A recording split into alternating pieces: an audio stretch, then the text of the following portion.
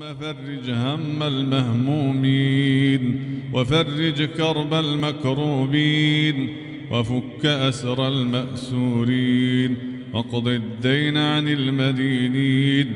واشف مرضانا ومرضى المسلمين برحمتك وكرمك وجودك يا أكرم الأكرمين برحمتك يا أرحم الراحمين يا حي يا قيوم يا حي يا قيوم يا حي يا قيوم يا ذا الجلال والإكرام نسألك رحمة من عندك تغنينا عن رحمة من سواك اللهم يا فارج الهم ويا كاشف الغم يا مجيب دعوة المضطرين اللهم إنا نسألك الجنة ونعوذ بك من النار